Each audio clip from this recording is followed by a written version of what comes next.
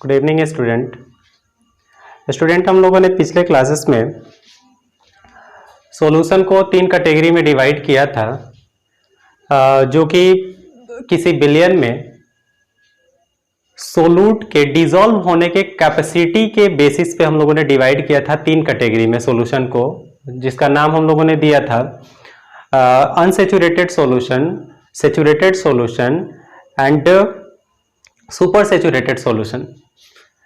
And in solutions पे temperature का क्या इफेक्ट पड़ता है हम लोगों ने पिछले क्लासेस में डिस्कस किया था स्टूडेंट। एंड आज के क्लासेस में हम लोग अपने लेक्चर को आगे बढ़ाते हैं। एंड आज हम लोग सॉल्यूशन को तीन कैटेगरी में बांटेंगे, लेकिन जो बेसिस होगा बांटने का वो सोलूट पार्टिकल के साइज के बेसिस पे सॉल्यूशन को हम लोग देखेंगे स्टूडेंट।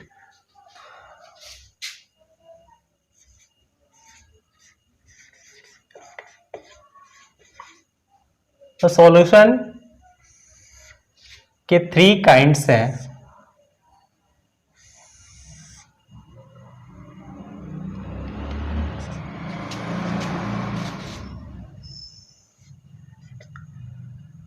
जो कि फर्स्ट वन है स्टूडेंट ट्रू सॉल्यूशन, जिसे हम लोग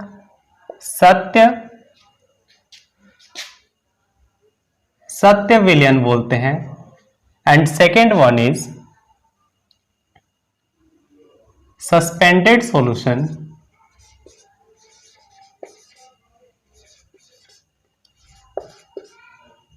जिसे हम लोग निलंबित विलयन या निलंबन कहते हैं student. And last one is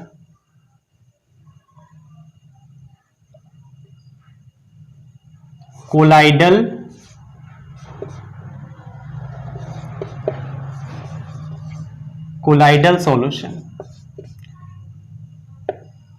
जिसे हम लोग कोलाइडी विलयन कहते हैं स्टूडेंट।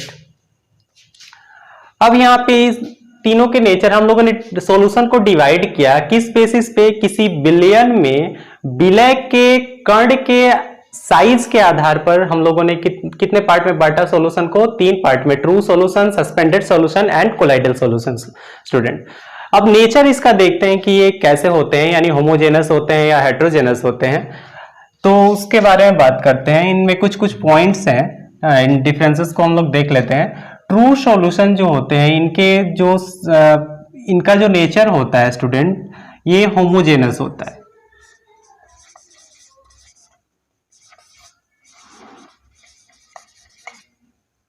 एंड सस्पेंडेड सॉल्यूशन ये कैसे होते हैं नेचर में, तो हेट्रोजेनस।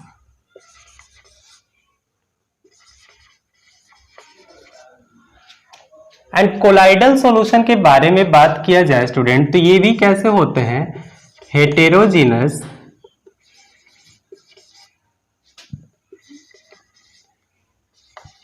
बट दिखते कैसे हैं, होमोजेनस के तरह स्टूडेंट। ये बात हो गई। अब थोड़ा सा हम लोग इनके साइज के बारे में अगर हम लोग बात करें स्टूडेंट, तो वो क्या होते हैं, तो साइज जो होता है ट्रू सॉल्यूशन में सोलूट पार्टिकल का जो साइज होता है वो होता है 1 नैनोमीटर से भी लेस।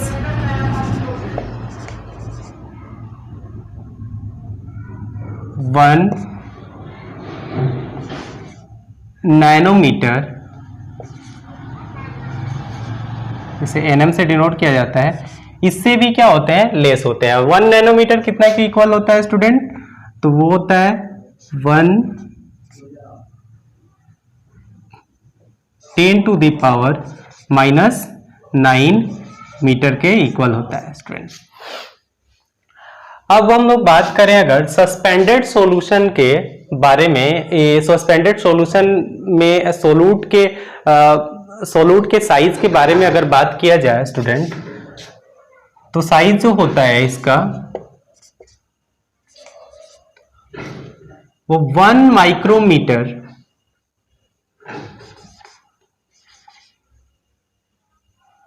1 माइक्रोमीटर से भी बड़ा होता है साइज स्टूडेंट, 1 माइक्रोमीटर से भी बड़ा होता है। एंड 1 माइक्रोमीटर कितना के इक्वल होता है? 10⁻⁻6 मीटर के। एंड अगर बात किए जाए कोलाइडल सॉल्यूशन में सोलूट पार्टिकल के साइज के बारे में, तो इसमें पार्टिकल का जो साइज होता है ये 1 नैनोमीटर एंड 1 माइक्रोमीटर के बीच में होता है। इसका साइज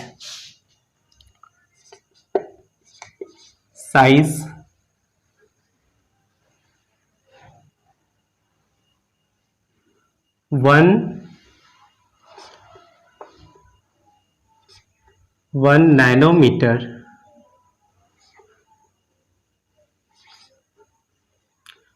नैनोमीटर एंड 1 माइक्रोमीटर के बिटवीन होता है स्टूडेंट।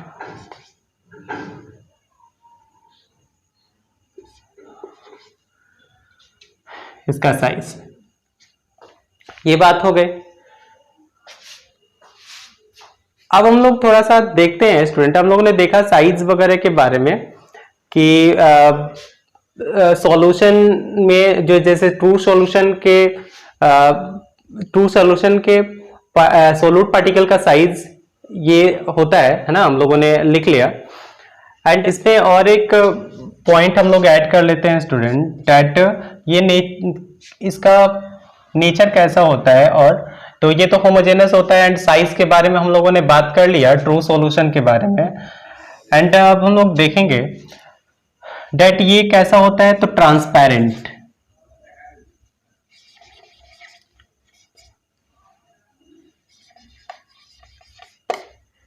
ये कैसा होता है, तो ट्रांसपेरेंट होता है। जबकि सस्पेंडेड सॉल्यूशन जो होता है वो कैसा होता है, नॉन ट्रांसपेरेंट, यानी ओपेक वगैरह हम लोग बोल सकते हैं। जैसे कि हम लोग वाटर एंड सॉइल का जो मिक्सचर हम लोग लेंगे, सॉल्यूशन लेंगे, तो ये हम लोग चीजों को आर पार नहीं देख सकते हैं स्टूडेंट ना। अगर बीच में रख दिया जाए उस सॉल्यूशन को, तो ठीक है ना, पीछे की चीजों को हम लोग नहीं देख पाएंगे, ठीक है ना। तो सस्पेंडेड कैसा होता है, ये ओपेक होता है।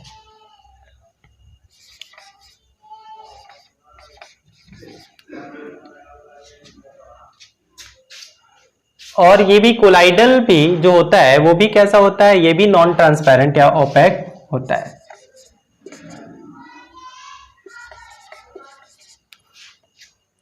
नेचर में। एंड अगर बात किया जाए स्टूडेंट, तो ट्रू सॉल्यूशन जो है वो टिंडल इफेक्ट को ना शो नहीं करता है student, don't show Tyndall effect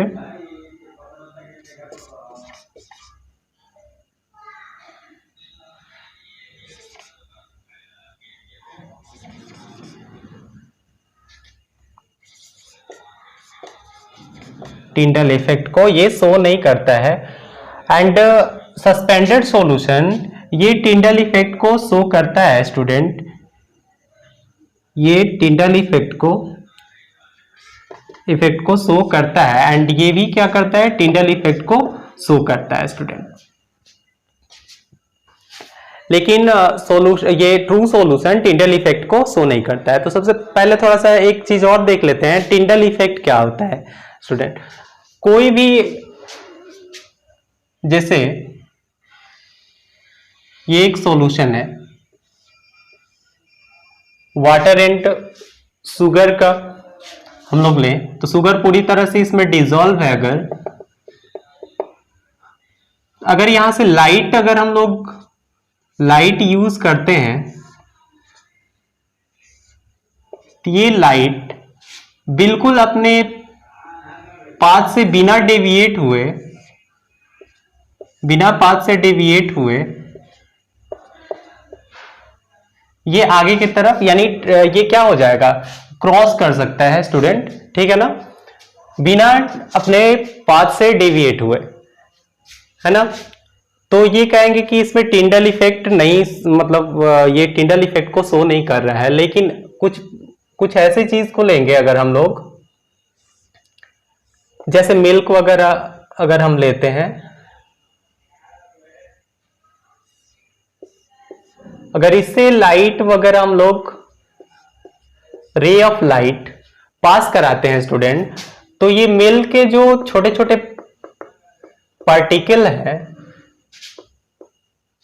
ये क्या करते हैं, इस रे ऑफ लाइट को डेविएट कर देते हैं एंड ये क्या करते हैं, फैला देते हैं। और यही जो फैलाने की क्रिया होती है स्टूडेंट, रे ऑफ लाइट को फैलाने की क्रिया जो होती है, इसी को हम लोग बोलते हैं, ये क्या कर देता है, स्कैटर कर देता है ना। तो इसी को हम लोग क्या बोलेंगे, ये टिंडल इफेक्ट शो कर रहा है, ठीक है ना। तो वैसे ही बिल्कुल क्या होता है, सस्पेंडेड टिंडल इफेक्ट को शो करता है सस्पेंडेड सॉल्यूशन, एंड कोलाइडल जो सॉल्यूशन है वो टिंडल इफेक्ट को वो भी शो करता है, बट ट्रू सॉल्यूशन डजंट ना show the Tyndall effect. Solution में सारे टॉपिक हम लोगों ने मतलब डिस्कस कर लिया स्टूडेंट, एंड हम लोग नेक्स्ट क्लासेस में नेक्स्ट जो केमिस्ट्री का नेक्स्ट लेसन है एसिड बेस एंड सॉल्ट के बारे में हम लोग डिस्कस करेंगे स्टूडेंट। एंड तब तक के लिए have a nice day dear and thank you.